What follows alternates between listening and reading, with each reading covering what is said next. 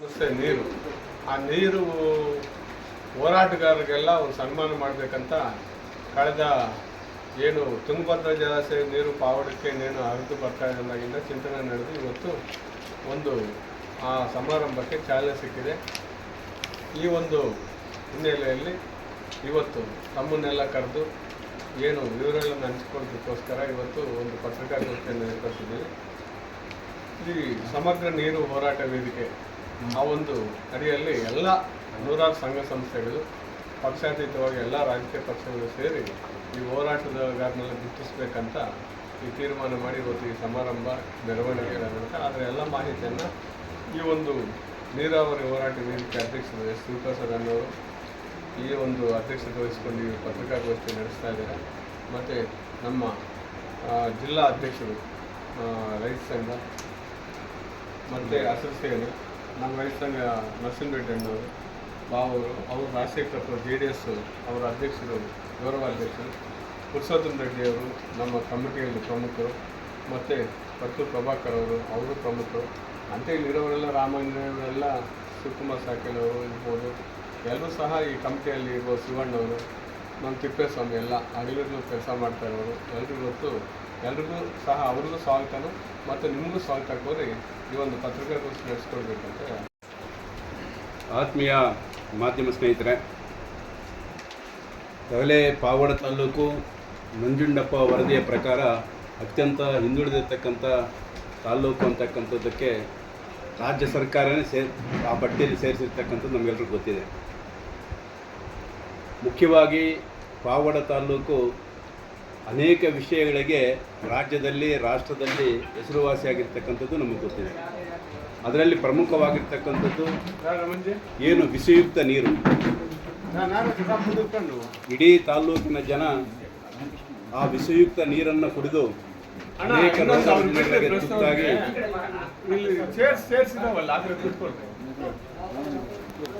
ರೋಗ ರುಜಿನಗಳಿಗೆ ತುತ್ತಾಗಿ ಎಷ್ಟೋ ಜನ ಸಾವನ್ನು ಕೂಡ ಆಗಿರ್ತಕ್ಕಂಥದ್ದು ಕೂಡ ನಾವು ನೋಡಿದ್ದೇವೆ. ಇದರ ಪ್ರಯುಕ್ತ ಸ್ವಾತಂತ್ರ್ಯ ಬಂದು ಈಗ 78 ವರ್ಷ 79ನೇ ವರ್ಷದಲ್ಲಿ ಇದ್ದೀವಿ. ಅನೇಕ ವರ್ಷಗಳಿಂದ ಈ ಒಂದು ಜ್ವಲಂತ ಸಮಸ್ಯೆಯನ್ನು ನಿವಾರಣೆ ಆಗಬೇಕು, ಒಂದು ಮೂಲಭೂತವಾಗಿ ಶುದ್ಧ ಕುಡಿಯುವ ನೀರು ಈ ತಾಲೂಕಿಗೆ ಬರಬೇಕು ಅಂಥೇಳಿ ಕಳೆದ ಅನೇಕ ವರ್ಷಗಳಿಂದ ಅನೇಕ ವಿವಿಧ ಪಕ್ಷದ ಮುಖಂಡರು, ವಿವಿಧ ಸಂಘಟನೆಗಳ ಮುಖಂಡರು ತಮ್ಮದೇ ಆದಂಥ ರೀತಿಯಲ್ಲಿ ಹೋರಾಟಗಳನ್ನು ಮಾಡಿಕೊಂಡು ಸರ್ಕಾರಕ್ಕೆ ಒತ್ತಡ ಹಾಕ್ತಕ್ಕಂಥ ಪ್ರಾಮಾಣಿಕ ಪ್ರಯತ್ನ ಈ ತಾಲೂಕಿನಿಂದ ಆಗಿದೆ. ಮುಖ್ಯವಾಗಿ ಮಾಧ್ಯಮಗಳಲ್ಲಿ ಪ್ರಿಂಟ್ ಮೀಡಿಯಾ ಇರ್ಬೋದು, ಅದೇ ರೀತಿ ಎಲೆಕ್ಟ್ರಾನಿಕ್ ಮೀಡಿಯಾದಲ್ಲಿ ಇರ್ಬೋದು, ತಾಲೂಕಿನ ಆ ಕುಡಿಯುವ ನೀರಿನಿಂದ ಆಗ್ತಕ್ಕಂಥ ಅನಾಹುತಗಳನ್ನು ದೊಡ್ಡ ಮಟ್ಟದಲ್ಲಿ ಪ್ರಚಾರ ಮಾಡಿ ಒಂದು ಕಡೆ ಈ ತಾಲೂಕಿನ ಜನರಲ್ಲಿ ಜಾಗೃತಿಯನ್ನು ಮೂಡಿಸುವಂಥ ಕೆಲಸ ಮಾಡಿದೆ. ಜೊತೆಗೆ ಏನು ಈ ತಾಲೂಕು ನಿರ್ಲಕ್ಷ್ಯಕ್ಕೆ, ಸರ್ಕಾರಗಳ ನಿರ್ಲಕ್ಷ್ಯಕ್ಕೆ ಒಳಗಾಗಿತ್ತು, ಆ ನಿರ್ಲಕ್ಷ್ಯದಿಂದ ಎಚ್ಚೆತ್ತುಕೊಂಡು ಈ ಭಾಗದ ಜನರಿಗೆ ಕುಡಿಯುವ ನೀರಿನ ವ್ಯವಸ್ಥೆ ಮಾಡಬೇಕು ಅಂತಕ್ಕಂಥ ರೀತಿಯಲ್ಲಿ ಎಚ್ಚರಿಕೆಯನ್ನು ಕೊಡ್ತಕ್ಕಂಥ, ಜಾಗೃತಿಯನ್ನು ಮೂಡಿಸ್ತಕ್ಕಂಥ, ಮನದಟ್ಟು ಮಾಡ್ತಕ್ಕಂಥ ಕೆಲಸವನ್ನು ಮಾಧ್ಯಮಗಳು ಮಾಡಿದೆ.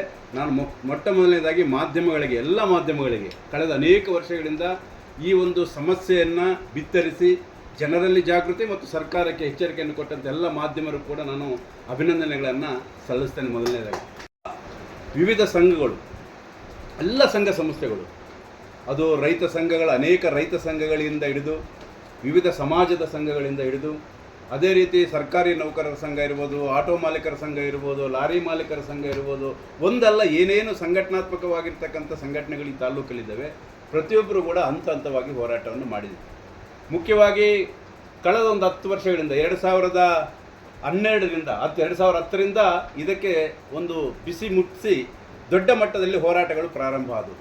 2012ರಲ್ಲಿ ಪಾದಯಾತ್ರೆ ಪ್ರಾರಂಭ ಆದಾಗ ಪಕ್ಷಾತೀತವಾಗಿ ಯಾವುದೇ ಪಕ್ಷದ ಧ್ವಜವನ್ನು ಹಿಡಿಯದೆ ಎಲ್ಲರೂ ಕೂಡ ಇದರಲ್ಲಿ ಹೋರಾಟವನ್ನು ಮಾಡಿ ಪಾವಗಡದಿಂದ ಬೆಂಗಳೂರು ತನಕ ಪಾದಯಾತ್ರೆ ಮಾಡಿ ಸರ್ಕಾರಕ್ಕೆ ಒಂದು ಮೊದಲನೇ ಎಚ್ಚರಿಕೆಯನ್ನು, ತತ್ಕ್ಷಣ ನೀರನ್ನು ಕೊಡದೆ ಹೋದರೆ ಮುಂದಿನ ದಿನಗಳಲ್ಲಿ ಉಗ್ರವಾದಂಥ ಹೋರಾಟವನ್ನು ಮಾಡಬೇಕಾಗುತ್ತೆ ಮತ್ತು ಅದರ ತಾಲೂಕಿನಲ್ಲಿ ಆಗ್ತಕ್ಕಂಥ ಅನಾಹುತಗಳಿಗೆ ನೀವೇ ಕಾರಣರಾಗ್ತೀರಿ ಅಂತಕ್ಕಂಥ ರೀತಿಯಲ್ಲಿ ದೊಡ್ಡ ಪ್ರಮಾಣದ ಹೋರಾಟ ಆಯಿತು.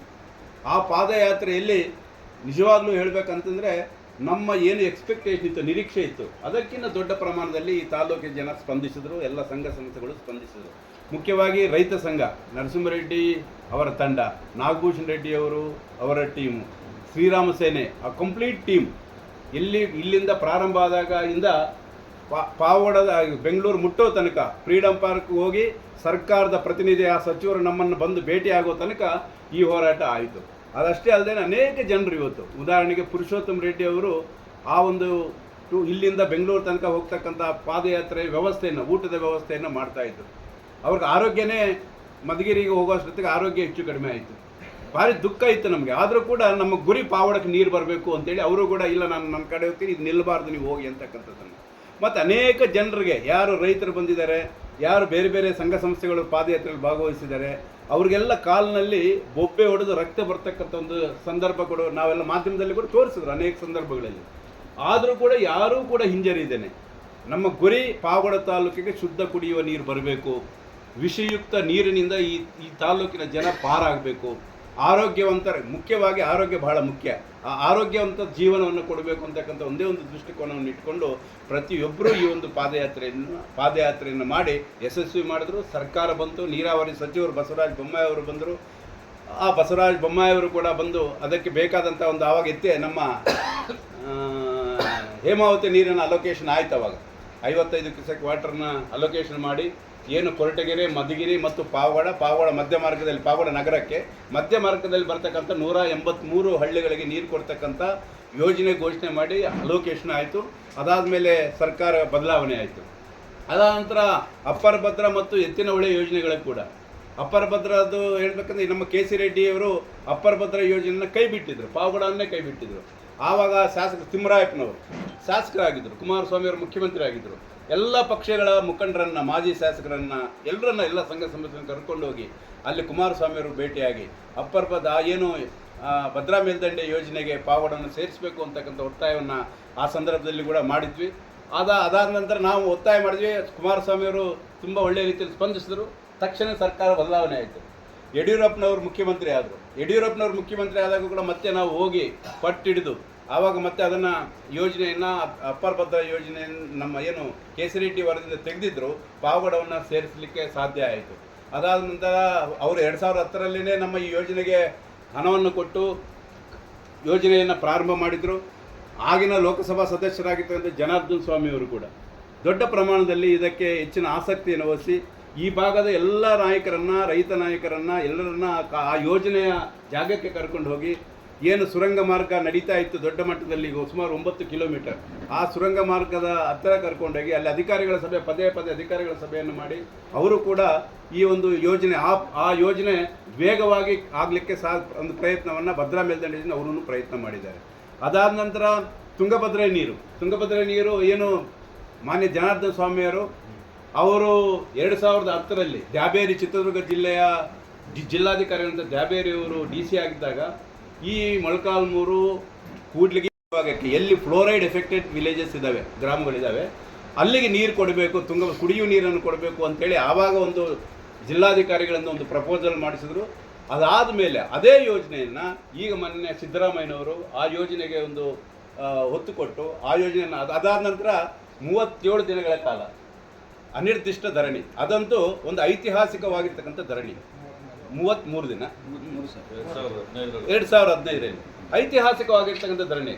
ನನಗೆ ಅಭಿನಂದನೆಗಳನ್ನ ಯಾಕೆ ಸಲ್ಲಿಸ್ತೀನಿ ರೈತ ಸಂಘ ಮತ್ತು ಇನ್ನಿತರ ಈ ಸಂಘ ಸಂಸ್ಥೆಗಳಿಗಂದರೆ, ಅಷ್ಟು ದಿನ ಒಂದು ಹೋರಾಟವನ್ನು ಜೀವಂತವಾಗಿರ್ತಕ್ಕಂಥದ್ದು ಮತ್ತು ಎಲ್ಲರನ್ನ ಆ ಒಂದು ಹೋರಾಟದಲ್ಲಿ ಸೇರಿಸ್ತಕ್ಕಂಥದ್ದು. ಎಲ್ಲ ಪಕ್ಷದ ಮುಖಂಡರು ಅದರಲ್ಲಿ ಭಾಗಿಯಾಗಿದ್ದಾರೆ, ಎಲ್ಲ ಸಂಘ ಸಂಸ್ಥೆಗಳು ಭಾಗಿಯಾಗಿದ್ದಾರೆ. ಆವಾಗ ಇದಕ್ಕೊಂದು ದೊಡ್ಡ ಮಟ್ಟದ ಶಕ್ತಿ ಬಂತು, ಸರ್ಕಾರ ಎಚ್ಚರಿಕೊಳ್ಳಲಿಕ್ಕೆ ಸಾಧ್ಯ ಆಯಿತು. ಆವಾಗ ಮುಖ್ಯಮಂತ್ರಿಗಳೇ ಮಾತನಾಡಿ ನಾವು ಭರವಸೆಯನ್ನು ಕೊಟ್ಟಿರ್ತಕ್ಕಂಥದ್ದು. ಅದಾದ ಮೇಲೆ ಆ ಯೋಜನೆ ಕೂಡ ಆಗಿ ಅಲ್ಲಿನ ಆವತ್ತಿನ ಶಾಸಕನ ವೆಂಕಟರಮಣಪ್ಪನವರು ಕೂಡ ಅದಕ್ಕೆ ಒತ್ತು ಕೊಟ್ಟು ಅವರು ಕೂಡ ಅದರ ಪ್ರಯತ್ನವನ್ನು ಮಾಡಿ ತುಂಗಭದ್ರಾ ನೀರನ್ನು ಇವತ್ತು ತುಮಕೂರು ಪಾವಗಡ ಬಂದು ಮುಟ್ಟಿದೆ. ಅಂದರೆ ಎಲ್ಲ ಗ್ರಾಮಗಳಿಗೆ ಹೋಗಬೇಕು, ಎಲ್ಲ ಮನೆಗೆ ಮುಟ್ಟುವಂಥ ಕೆಲಸ ಆಗಬೇಕಾಗಿದೆ ಇನ್ನು. ಆದರೆ ಒಂದು ನಮಗೆ ಪಾವಗಡದಿಂದ ನಾವು ಫಸ್ಟ್ ಹೋರಾಟ ಪ್ರಾರಂಭ ಮಾಡಿದಾಗ ಯಾವ ಮೂಲದಿಂದ ಪಾವಗಡಕ್ಕೆ ನೀರು ಬರುತ್ತೆ ಅಂತ ಕೇಳ್ತಿದ್ರು, ಸರ್ಕಾರದವರೇ ಕೇಳ್ತಿದ್ರು ನಮಗೆ, ಯಾವುದ್ರೆ ಎಲ್ಲಿಂದ ಕೊಡೋಕ್ಕಾಗುತ್ತೆ ನಿಮಗೆ ಅಂತೇಳಿ. ಈಗ ನನಗೆ ತುಂಬ ಖುಷಿ ಆಗ್ತಕ್ಕಂಥದ್ದು ಹೇಮಾವತಿ ಕೊಡಲಿಕ್ಕೆ ಸಾಧ್ಯ ಆಯಿತು, ಭದ್ರಾ ಮೇಲ್ದಂಡೆ ಕೊಡಲಿಕ್ಕೆ ಈಗ ಪ್ರಾರಂಭ ಆಯಿತು, ಎತ್ತಿನ ಹೊಳೆ ಯೋಜನೆ ಮಾನ್ಯ ಸದಾನಂದ ಗೌಡರು ಮುಖ್ಯಮಂತ್ರಿ ಆಗಿದ್ದಂಥ ಸಂದರ್ಭದಲ್ಲಿ ಎತ್ತಿನ ಹೊಳೆ ಯೋಜನೆ ಘೋಷಣೆ ಮಾಡಿ ಅದು ಕೂಡ ನಮಗೆ ಪಾವಡಕ್ಕೆ ಸುಮಾರು 19 ಕೆರೆಗಳಿಗೆ ನೀರು ಬರ್ತಕ್ಕಂಥದ್ದು ಈಗ ಮಧುಗಿರಿ ತನಕ ಆಗ್ತಾ ಇದೆ. ಬೇಗ ತಡವಾಗ್ಬೋದು, ಆದರೆ ಆ ಯೋಜನೆಯಲ್ಲಿ ನಮ್ಮ ತಾಲೂಕಿಗೆ ನೀರು ಬರಲಿಕ್ಕೆ ಸಾಧ್ಯ ಆಯಿತು ಅಂತಂದರೆ ಈ ತಾಲೂಕಿನಲ್ಲಿರ್ತಕ್ಕಂಥ ಎಲ್ಲರೂ ಒಂದಾಗಿ ಒಗ್ಗಟ್ಟಾಗಿ ಪ್ರಾಮಾಣಿಕವಾಗಿ ಕಳಕಳಿಯಿಂದ ಇಚ್ಛಾಶಕ್ತಿಯಿಂದ ಬದ್ಧತೆಯಿಂದ ಹೋರಾಟ ಮಾಡಿದ್ದರ ಪರಿಣಾಮ ಇವತ್ತು ಸರ್ಕಾರಗಳು ಎಚ್ಚೆತ್ತುಕೊಂಡು ಎಲ್ಲ ಪಕ್ಷದ ಸರ್ಕಾರಗಳು ಆ ಎಲ್ಲ ಪಕ್ಷದ ಸರ್ಕಾರಗಳು ಎಚ್ಚೆತ್ತುಕೊಂಡು ಹಂತವಾಗಿ ಇವತ್ತು ಯೋಜನೆಗಳು ಜನರಿಗೆ ತಾಲೂಕಿಗೆ ಬಂದು ಮುಟ್ತಾ ಇದೆ.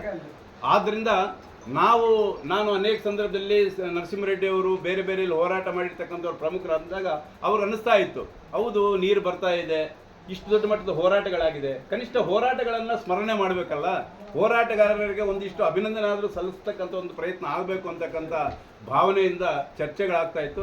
ಕಳೆದ 1 ತಿಂಗಳಿಂದ ಇಲ್ಲಿರ್ತಕ್ಕಂಥ ಎಲ್ಲರೂ ಚರ್ಚೆ ಮಾಡಿ ಈ ಒಂದು ಕಾರ್ಯಕ್ರಮ ಆಗಬೇಕು, ಹೋರಾಟಗಾರರಿಗೆ ಒಂದು ಅಭಿನಂದನಾ ಕಾರ್ಯಕ್ರಮ ಆಗಬೇಕು, ಒಂದು ಸನ್ಮಾನ ಕಾರ್ಯಕ್ರಮ ಆಗಬೇಕು ಅಂತಕ್ಕಂಥ ದೃಷ್ಟಿಕೋನವನ್ನು ಇಟ್ಕೊಂಡು ಈ ಒಂದು ಪಾವಗಡ ತಾಲೂಕು ಸಮಗ್ರ ನೀರು ಹೋರಾಟ ವೇದಿಕೆ, ರೈತ ಸಂಘ ಮತ್ತು ಎಲ್ಲ ಸಂಘ ಸಂಸ್ಥೆಗಳು ಒಗ್ಗೂಡಿಕೊಂಡು ಸುಮಾರು 40-45 ಸಂಘ ಸಂಸ್ಥೆಗಳು ಸೇರಿಕೊಂಡು ಒಂದಾಗಿ ಇವತ್ತು ಈ ಕಾರ್ಯಕ್ರಮವನ್ನು ಮಾಡಬೇಕು ಅಂತೇಳಿ 21ನೇ ತಾರೀಕು ದಿನಾಂಕ 21ನೇ ತಾರೀಕು ಈ ಒಂದು ಕಾರ್ಯಕ್ರಮವನ್ನು ಹಮ್ಮಿಕೊಳ್ಳಲಾಗಿದೆ.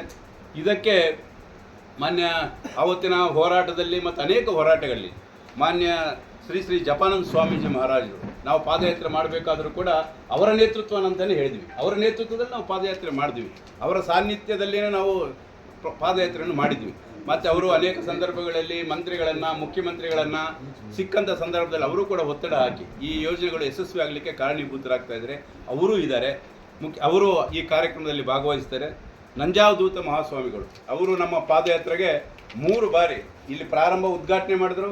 ಮಧ್ಯದಲ್ಲಿ ನಾವೇನು ಕರೆದಿರಲಿಲ್ಲ, ಆದರೂ 2-3 ಬಾರಿ ಬಂದು ಏನೇ ಆಗ್ತಾ ಇದೆ ಪಾದಯಾತ್ರೆ, ನೀವು ಹೋಗಬೇಕು, ನಾವು ನಿಮ್ಮ ಜೊತೆಲಿ ಇದ್ದೀವಿ, ಏನೇ ತೊಂದರೆ ಆದರೂ ನಮ್ಗೆ ಹೇಳಿ ಅಂತೇಳಿ ಆ ಸ್ಫೂರ್ತಿಯನ್ನು ಕೊಟ್ಟು ಧೈರ್ಯ ಕೊಟ್ಟು ಈ ಪಾದಯಾತ್ರೆ ಯಶಸ್ವಿ ಆಗಲಿಕ್ಕೆ ಮತ್ತು ಫ್ರೀಡಮ್ ಪಾರ್ಕ್ಗೆ ಬಂದು ಮುಖ್ಯಮಂತ್ರಿಗಳನ್ನ ಸದಾನಂದ ಗೌಡರನ್ನು ಭೇಟಿ ಮಾಡಿ ನೀವೇ ಬರಬೇಕು ಅಂತೇಳಿ ಒತ್ತಾಯವನ್ನು ಕೂಡ ಆವತ್ತಿನ ದಿನ ಹಾಕಿರ್ತಕ್ಕಂಥದ್ದು.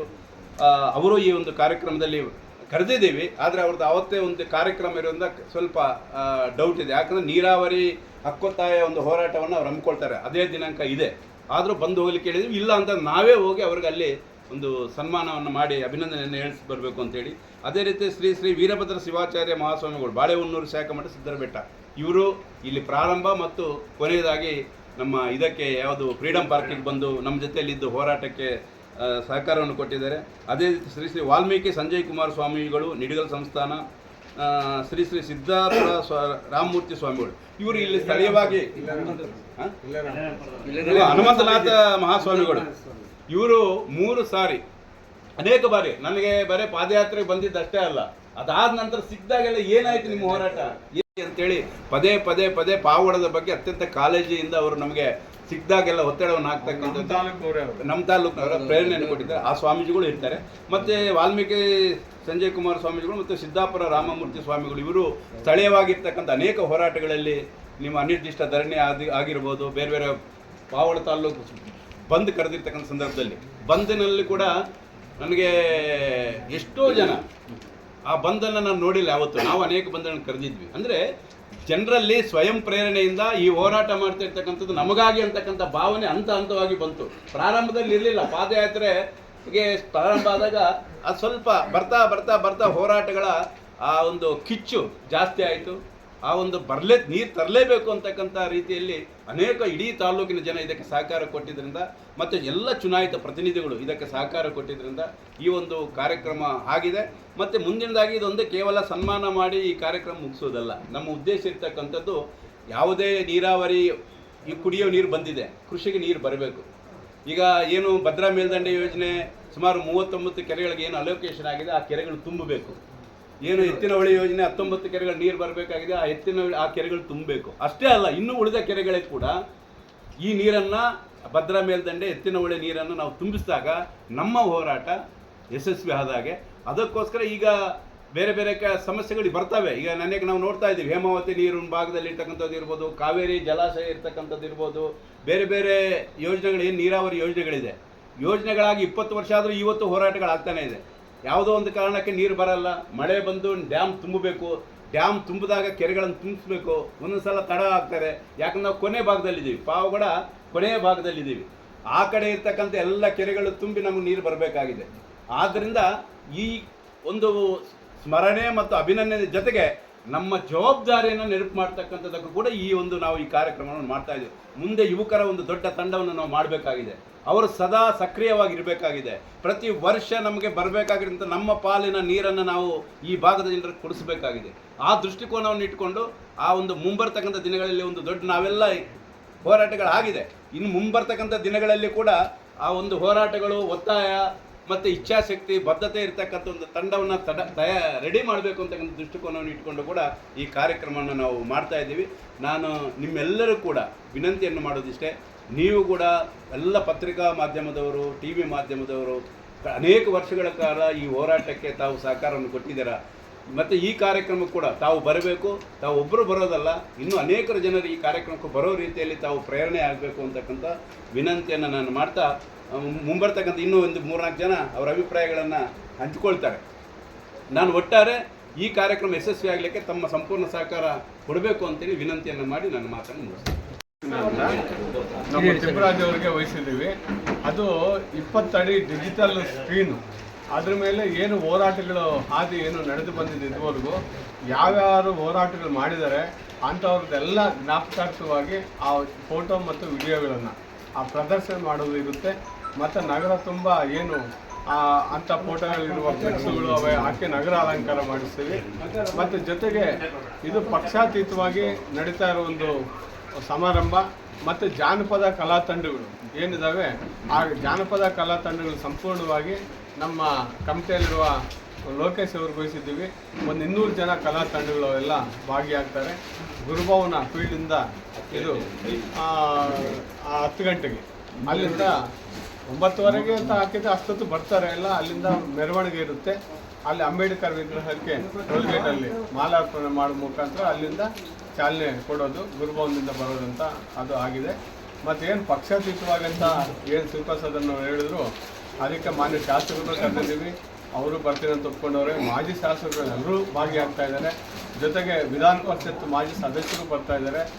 ಜೊತೆಗೆ ಎಂ ಪಿ ಅವರು ಪ್ರೆಸೆಂಟ್ ಎಂ ಪಿ ಅವ್ರಿಗೆ ಟೂರ್ ಇದೆ ಅಂತ ಅವ್ರು ರಾತ್ರಿ ಕಾಲ್ ಮಾಡಿದ್ರು.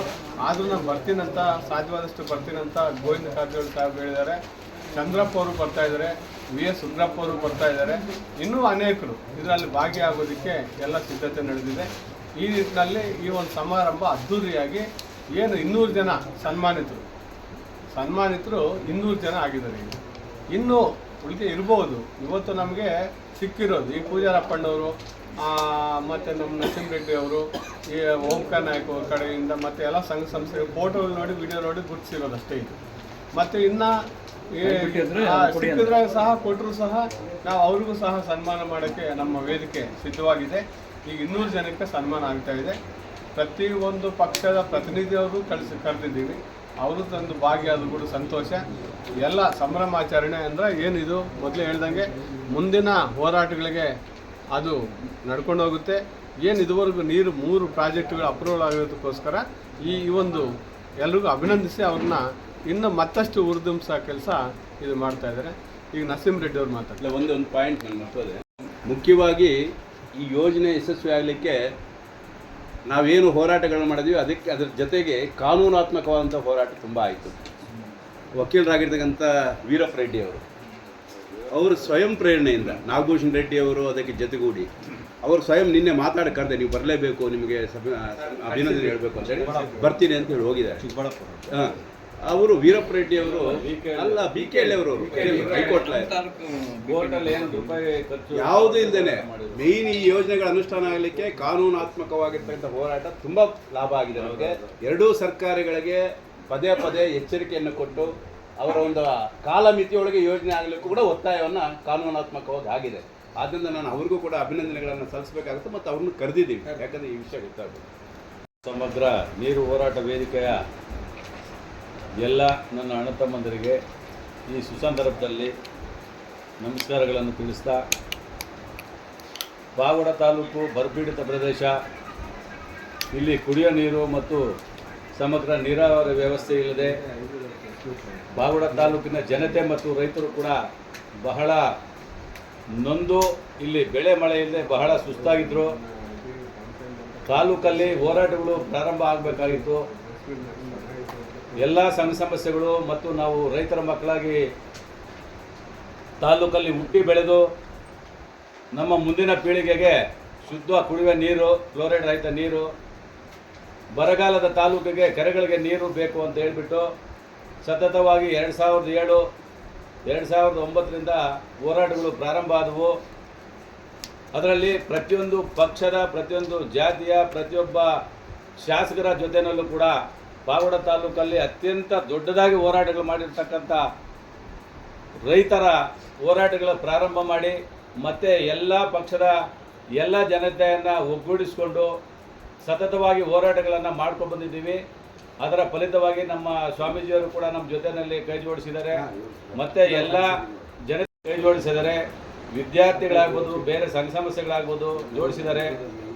ಹೋರಾಟ ಅಂದರೆ ಅತಿಮಿತಿ ಇಲ್ಲದಂಥ ಹೋರಾಟ ಪಾವಗಡ ತಾಲೂಕಲ್ಲಿ ನಡೆದರ ಫಲವಾಗಿ ಕೊನೆಯದಾಗಿ 2017ರಲ್ಲಿ 33 ದಿವಸ ಹೋರಾಟದ ಫಲವಾಗಿ ತಾಲೂಕೆಲ್ಲ ಒಂದಾಗಿ ಹೋರಾಟ ಮಾಡಿದ್ದರ ಒಂದು ಫಲಿತವಾಗಿ ಮಾನ್ಯ ಸಿದ್ದರಾಮಯ್ಯವರ ಕರೆ ಮಾಡಿ 2350 ಕೋಟಿ ಹಣವನ್ನು ಬಿಡುಗಡೆ ಮಾಡಿದರ ಫಲವಾಗಿ ಇವತ್ತು ಪಾವಗಡ ತಾಲೂಕಿಗೆ ನೀರು ಬಂದಿದೆ. ಇದರಲ್ಲಿ ನಾವು ಮೇಲು ಕೀಳು ಅನ್ನೋ ಪ್ರಶ್ನೆ ಇಲ್ಲ. ಅವರವರ ತಾಲೂಕಿನ ಜನತೆ ಮತ್ತು ಎಲ್ಲ ಪಕ್ಷದ ಪ್ರತಿನಿಧಿಗಳು ಮತ್ತು ಎಲ್ಲ ಶಾಸಕರು ಕೂಡ ಅವರವರ ಕರ್ತವ್ಯವನ್ನು ನಿಭಾಯಿಸಿ ಇವತ್ತು ನಮ್ಮ ತಾಲೂಕಿಗೆ ನೀರು ತಂದಿದ್ದಾರೆ. ಅದು ಬಹಳ ಸಂತೋಷವಾದಂಥ ಕೆಲಸ. ಇವತ್ತು ಪಾವಗಡ ತಾಲೂಕಲ್ಲಿ ಇಂಥ ಕಾರ್ಯಕ್ರಮ, ಪವಿತ್ರವಾದಂಥ ಕಾರ್ಯಕ್ರಮ, ಕಷ್ಟಪಟ್ಟು ಪಾದಯಾತ್ರೆ ಮಾಡಿರ್ಬೋದು, ಸ್ಟ್ರೈಕ್ಗಳು ಮಾಡಿರ್ಬೋದು, ಇಲ್ಲಿ ಧರಣಿಗಳು ಮಾಡಿರ್ಬೋದು, ಎಷ್ಟೋ ಜನ ತನುಮನಧನಗಳನ್ನು ಅರ್ಪಿಸಿದ್ದಾರೆ, ಪ್ರಾಣತ್ಯಾಗಗಳನ್ನು ಮಾಡಿದ್ದಾರೆ. ಅಂಥ ಸಂದರ್ಭದಲ್ಲಿ ಸನ್ಮಾನ ಸಮಾರಂಭ ಇದುವರೆಗೂ ಕೂಡ ಯಾರೂ ಮಾಡಿರಲಿಲ್ಲ. ಇವತ್ತು ಎಲ್ಲ ತಾಲೂಕಿನ ಎಲ್ಲ ಜನತೆ ಎಲ್ಲರೂ ಕೂಡ ಸೇರಿ ಇವತ್ತು ಆ ಹೋರಾಟಗಾರರಿಗೆ ಸನ್ಮಾನ ಸಮಾರಂಭವನ್ನು ಹಮ್ಮಿಕೊಂಡಿರೋದು ಬಹಳ ಒಳ್ಳೆಯ ವಿಚಾರವಾಗಿದೆ. ಇವತ್ತು ಸೋಮವಾರ 21ನೇ ತಾರೀಕು ಸನ್ಮಾನ ಸಮಾರಂಭ ಆಚರಣೆ ಮಾಡಬೇಕಾಗುತ್ತೆ. ನಾವಿವತ್ತು ಏನು ತಾಲೂಕಲ್ಲಿ ನೀರು ನೋಡ್ತಾ ಇದ್ದೀವಿ, ಇದು ಹೋರಾಟ ಕೊನೆಯಲ್ಲ. ಇವಾಗ ನಾವು ಇದುವರೆಗೂ ಮಾಡಿರ್ತಕ್ಕಂಥ ಹೋರಾಟದಲ್ಲಿ ಇದು ಪ್ರತಿಫಲ ಸಿಕ್ಕಿರೋದಕ್ಕೋಸ್ಕರ ನಾವಿವತ್ತು ಎಲ್ರಿಗೂ ಸನ್ಮಾನ ಮಾಡ್ತಾ ಇದ್ದೀವಿ.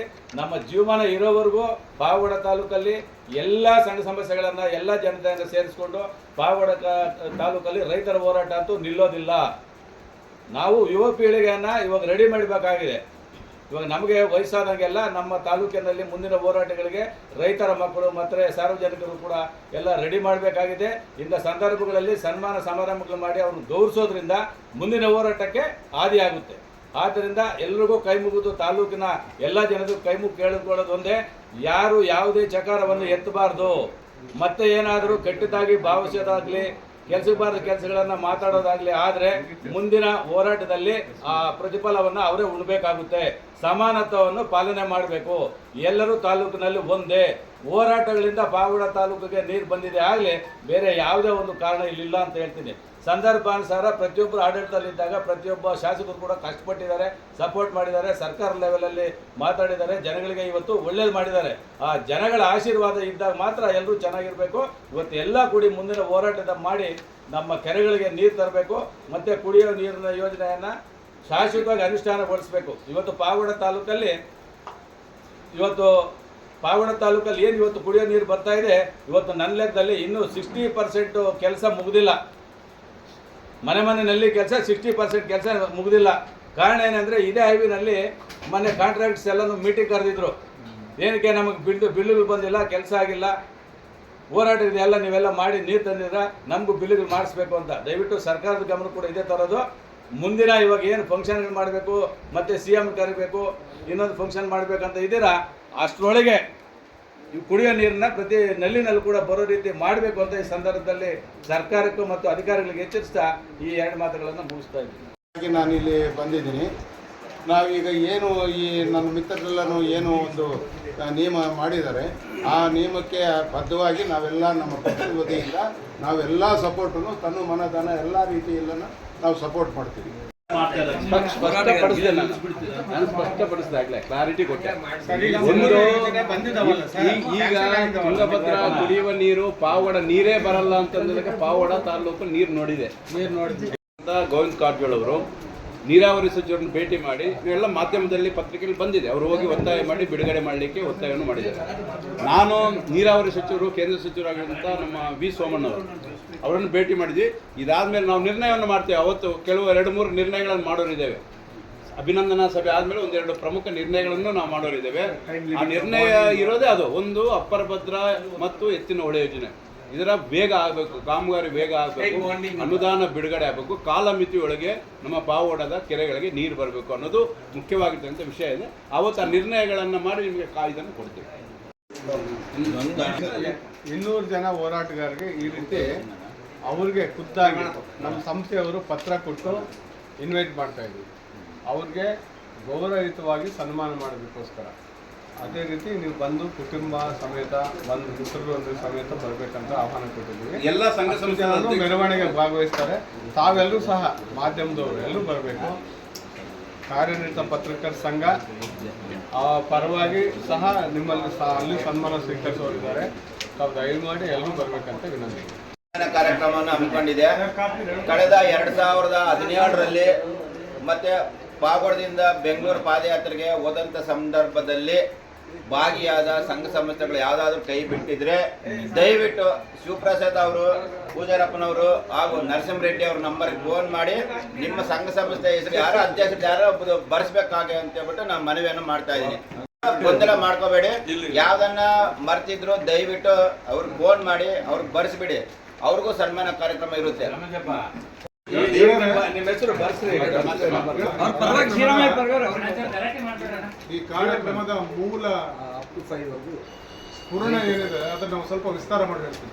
ಯಾಕೆ ಇದ್ರ ಬಗ್ಗೆ ಇದನ್ನು ಸನ್ಮಾನ ಸಭೆ ಅಂತಲೋ ಬಹಳ ದೊಡ್ಡದಾಗಿ ಮಾಡ್ತಾ ಇದೀವಿ ಅಂತಲೋ ಅಲ್ಲ, ಸ್ಮರಣಿಕೆ ಅಂತ ಮೊದಲು ಹೇಳಿದ್ರೆ ಇದು ನಮಗೆ ಏನಕ್ಕೆ ಮಾಡಬೇಕು ಅಂತಂದ್ರೆ ಕೇರಳ ತಮಿಳುನಾಡು ಬಾರ್ಡರ್ಲಿ ಒಂದು ಬ್ರಿಡ್ಜ್ ಇದೆ. ಕೇರಳ ತಮಿಳುನಾಡು ಬಾರ್ಡರ್ ಒಂದು ಬ್ರಿಡ್ಜ್ ಇದೆ. ಅವ್ರು 2 ರಾಜ್ಯಗಳಿಗೆ ಯಾವಾಗಲೂ ವಾಗ್ವಾದ ಆಗ್ತಾ ಇತ್ತು, ನಿಮ್ಗೆ ಬರ್ಬೇಕು ನೀವು ನಮಗೆ ಬರ್ಬೇಕಂತ.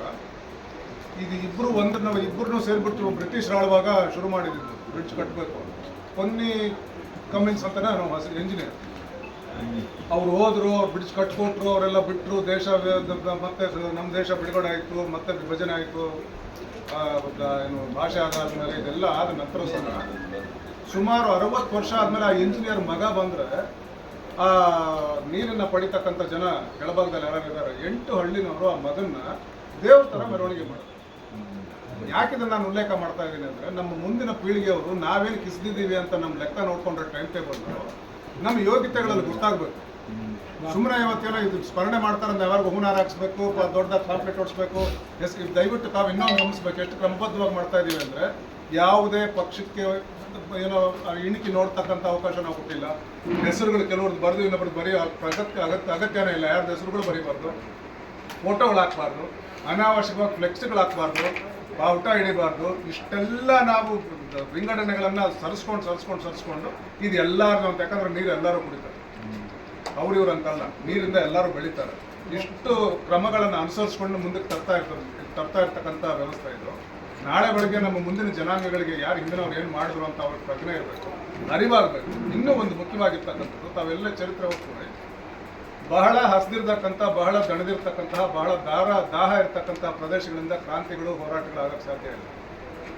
ಭಾಳ ಹಸ್ಕೊಂಡಿರೋ ಹತ್ರ ಹೋಗ್ಬಿಟ್ಟು ಗುದ್ದಾಡೋಣ ಅಂದರೆ ಏನು ಹೇಳ್ತಾರೆ ಅಂದರೆ ಫಸ್ಟ್ ನಮಗೆ ಅನ್ನ ನಿಮಗೊಂದು ನೀವು ಇಷ್ಟ ಆಗದೇ ಇರೋ ಒಂದು ವಿಚಾರ ಪ್ರಸ್ತಾಪ ಮಾಡಿ ಮುಂದೆ ಹೋಗ್ತೀನಿ. ವಿಜಯನಗರ ಸಾಮ್ರಾಜ್ಯ ಬಗ್ಗೆ ಭಾಳ ಮಾತಾಡ್ತೀನಿ. ನಮ್ಮದು ಇದು ಹಿಂದೂಗಳ ಸಾಮ್ರಾಜ್ಯ ಅವರವರ ದೃಷ್ಟಿಗೆ ಓದಿರ್ತಕ್ಕಂಥ ಅದರಿಂದ ಇಟ್ಕೊಂಡು ಮಾತಾಡ್ತಾರೆ. ವಿಜಯನಗರ ಸಾಮ್ರಾಜ್ಯ ಪತನ ಆದ 3ನೇ ದಿನಕ್ಕೆ ವಿಜಯನಗರದ ಪಕ್ಕದಲ್ಲಿರ್ತಕ್ಕಂಥ ಅದೇ ಸಾಮ್ರಾಜ್ಯದ ಕೆಳಗಡೆ ಇದ್ದಂಥ ಪ್ರಜೆಗಳು ವಿಜಯನಗರ ಹಂಪಿ ಒಳಗಡೆ ಬಂದು ಡ್ಯೂಟಿ ಮಾಡ್ತಾರೆ. ಹೆಂಗಿರುತ್ತೆ ಅಂದರೆ ಮೊನ್ನೆ ಎಲ್ಲ ಅಣ್ತಮ್ಮಂದರಾಗಿದ್ವಿ, ಪಾವಗಡ ಬಿಡ್ತಾ ಇದ್ರೆ ರೊಬ್ಬದವ್ರು ಬಂದು ಡ್ಯೂಟಿ ಮಾಡಿದ್ರೆ ಹೆಂಗೆ ಊಹೆ ಮಾಡ್ಕೊಳಕ್ಕೆ ಸಾಧ್ಯ ಇಲ್ವೋ ಅಂಥ ಅದ್ಭುತವಾಗಿರ್ತಕ್ಕಂಥ ಸಾಮ್ರಾಜ್ಯನ ಪಕ್ಕದ ಹಳ್ಳಿಯವರವರು ಬಂದ್ಬಿಟ್ಟು ಡ್ಯೂಟಿ ಮಾಡ್ಕೊಂಡು ಹೋಗ್ತಾರೆ. ಯಾಕೆ ಅಂದರೆ ಅವರವ್ರಿಗೆ ಬೇರೆ ಕಾರಣಗಳಿರುತ್ತೆ. ಅದರಿಂದ ಇಂಥ ಜಾಗಗಳಲ್ಲಿ, ಇಂಥ ಹಸ್ಕೊಂಡಿರೋ ಜಾಗದಲ್ಲಿ, ರಾಜಕೀಯದ ಪ್ರಾಬಲ್ಯ ಕಡಿಮೆ ಇರ್ತಕ್ಕಂಥ ಜಾಗದಲ್ಲಿ, ಹೋರಾಟದ ಪಟಿಮೆ ಅಂದರೆ ಆ ಹೋರಾಟದ ಕಿಚ್ಚು ಅನ್ನೋದೇ ನಮ್ಮಲ್ಲಿ ಇಲ್ಲದೆ ಇರೋ ಕಾಲದಲ್ಲಿ, ಇಂಥ ಜಾಗದಲ್ಲಿ, ಭಿನ್ನವಾಗಿರ್ತಕ್ಕಂಥ ಜಾಗದಲ್ಲಿ, ರಾಜಕೀಯವಾಗಿ ಭಿನ್ನವಾಗಿದ್ದೀವಿ, ನಮ್ಮ ಬೌದ್ಧಿಕವಾಗಿ ಯಾರೋ ಒಬ್ಬರು ಲೀಡ್ ಮಾಡೋರು ಮಾತ್ರ ಇಲ್ಲ, ಇಂಥ ಲೇಖಕರು, ಇಂಥ ಸಾಹಿತಿಗಳು, ಇಂಥ ಕ್ರಾಂತಿಕಾರಿಗಳು, ಇಂಥ ಲೀಡರ್ಗಳು ಅಂತ ನಾವು ಯಾವುದೂ ಇಲ್ಲ. ರಾಜಕೀಯದಲ್ಲಿದ್ದಾರೆ ಬಿಟ್ಬಿಡಿ, ರಾಜಕೀಯ ಅಂತ ನೋಡ್ದೋಗ್ತೀವಿ. ಇಷ್ಟ ಆದರೂ ಅವ್ರ ಪಕ್ಷ ಅವ್ರದ್ದು, ಇವ್ರ ಪಕ್ಷ ಇವ್ರದ್ದು, ಹಿಂಗೆ ಉಳಿದಿರತಕ್ಕಂಥ ಸ್ಥಳದಲ್ಲೂ ಸಹ ಇಂಥ ಒಂದು ವಿಷಯವನ್ನು ಮುಂದಿಟ್ಕೊಂಡು ಇಷ್ಟು ದೂರ ಸಾಗಿ ತಗೊಂಡು ಬಂದಿರೋದಕ್ಕೆ ಯಾರೋ ಒಬ್ಬರು ಕಾರಣ ಅಲ್ಲ. ನದಿ ನೀರಿದ್ದಂಗೆ ನದಿ ಹೋಗ್ತಾ ಇರುತ್ತೆ. ನದಿಗೆ ನೆನಪಿನ ಹಂಗಿಲ್ಲ, ಅದು ನದಿ ಪಾತ್ರ ಇಟ್ಕೊಂಡು ನದಿ ಹೋಗ್ತಾ ಇರುತ್ತೆ. ಆ ನೆನಪಿನ ಹಂಗೆ ನಮಗಿರುತ್ತೆ. ನೆನಪು ಇಟ್ಕೊಂಡ್ರೆ ಮುಂದಕ್ಕೆ ನಾವು ಏನು ಅಂತ ನಮ್ಮ ಮುಂದಿನ ಪೀಳಿಗೆ ಗೊತ್ತಾಗಬೇಕು. ಇವತ್ತು ಬಂದಿರೋ ನೀರು ಎಲ್ಲಿಂದ ಬಂತು ಅಂತ ಅವ್ರಿಗೆ ಗೊತ್ತಾಗಬೇಕು. ಅದ್ರ ಜೊತೆಲಿ ಯಾಕೆ ಗೊತ್ತಾಗಬೇಕು ಅಂದರೆ, ಸಮೃದ್ಧವಾಗಿ ಹರಿತಾ ಇದ್ದ ನಾಗಲಮಡಿಕೆ ಪಿನಾಕಿನ ನದಿ ಸತ್ತೋಗ್ಬಿಟ್ಟಿದೆ. ಅದಕ್ಕೂ ನಮ್ಮನ್ನೇ ಬೈತಾರೆ. ಸತ್ತೋದ ಮೇಲೂ ಸಹ ಪಾಪ ನೀರಿಗೆ ಇಲ್ಲಿಂದ ಅಲ್ಲಿಗೆ ನಡ್ಕೊಂಡು ಹೋಗಿದ್ರಂತೆ, ಯಾರ್ಯಾರ ಬಂದಿಲ್ಲಿ ಕೂತ್ಕೊಂಡು ಧರಣಿ ಮಾಡಿದ್ರಂತೆ, ಆಗ್ರಹ ಮಾಡಿದ್ರಂತೆ, ಸತ್ಯಾಗ್ರಹ ಮಾಡಿದ್ರಂತೆ. ಪೂಜಾರಪ್ಪ ಯಾರು, ನರಸಿಂಹರೆಡ್ಡಿ ಯಾರು, ಇನ್ಯಾರು ನಾನು 30 ವರ್ಷ ಆದಮೇಲೆ ಎಲ್ಲ ಗೋರಿಗಳಲ್ಲಿ ಇರ್ತೀವಿ, ಯಾರಿಗೂ ಏನು ಗೊತ್ತಿರಲ್ಲ. ಆ ಗೋರಿಗಳ 4 ಕಾಣಿ ಕಾಸು 4 ಕಾಣಿ ಮರ್ಯಾದೆ ಸಿಗಲಿ, ನಮ್ಮ ಪರಂಪರೆಗೆ ಒಂದು ಚರಿತ್ರೆಗೆ ಒಂದು ಗೌರವ ಸಿಗಲಿ ಮತ್ತು ಅಂತ ಒಂದು ಉದ್ದೇಶದಿಂದ ಶುರುವಾಗಿರ್ತಕ್ಕಂಥ ಹೋರಾಟ ಇದು. ಆ ಹೋರಾಟ ಇದ್ರಂತೆ ನಮ್ಗೆ ಸಾಕ್ತಾ ಇರ್ತದೆ. ಕೊನೆಯಲ್ಲ ಮೊದಲಲ್ಲ, ಮಧ್ಯದಲ್ಲಿ ನಮಗೆ ನಿನಗೆ ನಾನು ಬೆಂದು ತಟ್ಕೊಂಡು, ಅವರು ನನಗೆ ಬೆಂದು ತಟ್ಕೊಂಡು, ಎಲ್ಲರಿಗೆ ಬೆಂದು ತಟ್ಕೊಂಡು ಹಿಂಗೆ ಇರೋಣ. ಮುಂದೆ ಬರೀ ರಾಜಕೀಯ ನಮ್ಮನ್ನು ನಡೆಸೋದಿಲ್ಲ, ಯೋಚನೆಗಳಷ್ಟೇ ನಡೆಸೋದು ಅನ್ನೋ ದೃಷ್ಟಿಯಿಂದಲೇ ಈ ಹೋರಾಟ ಮುಂದಕ್ಕೆ ಸಾಕ್ತಾ ಇರೋದು. ಇಂಥ ಉನ್ನತವಾಗಿರ್ತಕ್ಕಂಥ ಉದ್ದೇಶ ಇಟ್ಕೊಂಡು ಮುಂದಕ್ಕೆ ಸಾಕ್ತಾ ಇರ್ತಕ್ಕಂಥದ್ದು. ನಾನು ಮತ್ತೆ ಹೇಳ್ತೀನಿ, ನಿಂತಕ್ಕಂಥದ್ದೆಲ್ಲ. ಸನ್ಮಾನ ಮಾಡಿದ ತಕ್ಷಣ ಸಾಮಾನ್ಯವಾಗಿ ಹೇಳ್ತಾರೆ ಈ ರಾಜಕೀಯದ ವಲಯದಲ್ಲಿ, ಸನ್ಮಾನ ಮಾಡಿದ್ರು ಅಂದ್ರೆ ನಿನಗೇನು ಬೇಡಪ್ಪ, ಮುಚ್ಕೊಂಡು ಸುಮ್ಮನೆ ನಾಳೆ ಬೆಳಗ್ಗೆಯಿಂದ ಏನು ಬರಬೇಡ ಅಂತ ಅದೊಂದಿದೆ. ಇದು ಆ ಸನ್ಮಾನ ಅಲ್ಲ, ಇದು ನಮ್ಮನ್ನು ನಾವು ಮೆಚ್ಕೊಳ್ತಾ ಇರ್ತಕ್ಕಂಥ ಸನ್ಮಾನ. ನೀನ್ ಜೊತೆಲಿದ್ದೆ, ಈ ಮೆಚ್ಚುಗೆ ಮುಂದಿನ ಹೋರಾಟಕ್ಕೆ ಆ ಕಿಡಿ ಆರದೇ ಇರೋದಕ್ಕೆ ಒಂದು ನಾಂದಿ ಆಗಬೇಕು ಅಂತ ಮಾಡ್ತಾ ಇರ್ತಕ್ಕಂಥದ್ದು. ಇಂಥ ಉನ್ನತವಾಗಿರ್ತಕ್ಕಂಥ ಕೆಲಸ ನಡೆಯುವಾಗ ಚಿಕ್ಕ ಪುಟ್ಟ ಅಲ್ಲಲ್ಲಿ ನೀವು ಊದಿದ್ರೆ ಗಾಳಿ ಬಂದೇ ಬರುತ್ತೆ. ಊದಲೇಬೇಕು ಅಂತ ಊದಿದ್ರೆ ಗಾಳಿ ಬರುತ್ತೆ. ಊದಲೇಬೇಕು ಅಂತ ವಿಶೇಷವಾಗಿ ಊದೋದು ಬಿಟ್ಟು ಎಲ್ಲರೂ ಜೊತೆ ಆಗ್ರಿ. ಇಂಥ ಹೋರಾಟಕ್ಕೆ ನೀವು ಹೆಗಲಾಗ್ರಿ. ಯಾಕಂದ್ರೆ ನೀವು ಎತ್ಕೊಂಡ್ಬಿಟ್ಟು ಈ ಪಿಕ್ಚರ್ ಈ ಕಡೆ ತೋರಿಸೋರಾಗಿರೋದ್ರಿಂದ ಚಿಕ್ಕ ಪುಟ್ಟದಿದ್ರೆ ಫೋಟೋಶಾಪ್ ಮಾಡ್ಕೊಂಡ್ಬಿಟ್ಟು ಚೆನ್ನಾಗಿ ತೋರಿಸ್ರಿ, ತಪ್ಪಾಗಿ ತೋರಿಸ್ಬೇಡಿ. ಯಾಕಂದ್ರೆ ನನ್ನ ಮನೇಲಲ್ಲ. ಇಷ್ಟು ವಿನಂತಿ ಮಾಡಿಕೊಂಡು ನಾನು ಮಾತು ಇಷ್ಟು ದೊಡ್ಡ ಈ ಪಾದಯಾತ್ರೆಯಲ್ಲಿ ಪುರುಷೋತ್ತಮ ರೆಡ್ಡಿ ಬಗ್ಗೆ